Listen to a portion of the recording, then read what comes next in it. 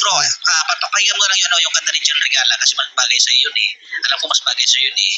Dahil sa background pa lang, damang-dama mo yung kanta niya, damang-dama yung kanyang mga sagot buhay, damang-dama mo yung kanyang salamat po mo by John Regala.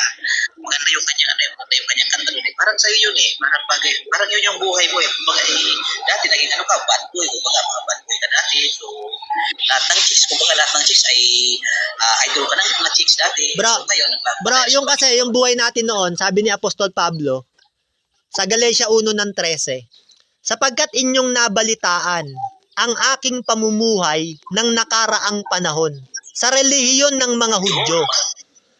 Merong buhay si Pablo na nabalitaan ngayon ng mga panahon ng mga Kristiyano na nung siya'y nasa panahon ng mga relihiyon ng mga Hudyo. Inuusig niya ng malabis at nililipol yung iglesia ng Diyos. Pero, nung siya ay kahabagan ng Diyos, tawagin siya sa iglesia ng Diyos. Sabi ng Hebreo 10:17, ang inyong mga kasamaan at ang inyong mga kasalanan ay kailanman ay hindi ko naaalalahanin pa. Nung wala tayo sa Panginoon, merong tayong mga nagagawa na hindi gusto ng Diyos eh. Pero nung tayo ay nasa Panginoon na, nilimot na ng Diyos yon yung mga nakaraang panahon nung na nagawa natin sa hindi pagkakaalam ng katotohanan.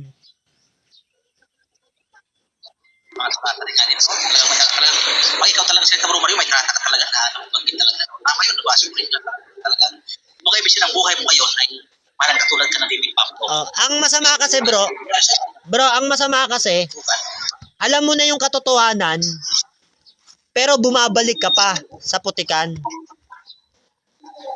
Pero yung nagagawa natin noon na hindi pa natin alam ang katotohanan, na nagagawa natin, wala pa tayo sa Panginoon, naiintindihan yun ng Diyos eh. Kasi nga, nagawa natin yun sa hindi pagkakaalam ng katotohanan. Pero ngayon, alam na natin ang katotohanan.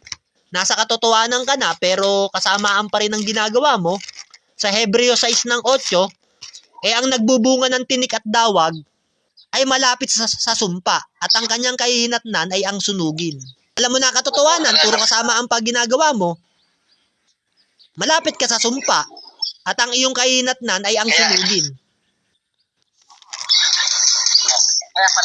Kaya pala dyan, sa mga ganyang kalata mo, dyan mo natatalo ang iyong mga kalaban sa pakikipagdebate. Kasi nga, yun alam mo siya kung paano hindi na makasagot. So, yan ang ibig sabihin niya ng buhay ko talaga. Ito, tanong ko bro. May tanong ako sa'yo bro. Simple lang. Ito, tanong ko sa'yo. Simple lang. Tanong ko sa'yo, ganito. Pag ang tao ba, nagsasalita siya ng kasinungalingan, may katotohanan ba dun? Yes or no? Wait, hindi ko kaya sagutin yan, brother. Hindi ko kaya sagutin yung iyong mga katanungan, yung mga ganung tanong, So, akyat kayo dito sa aking live para sagutin si Bro Jasper. Kung susubukin nyo siyang, gusto nyo subukin nyo si Brother Jasper. Yan. So, yung kasing tanong niya ay mahirap sagutin yon kasi wala kang pwede sagot doon. Pwede siya mag-resign na yan, may sagot mo.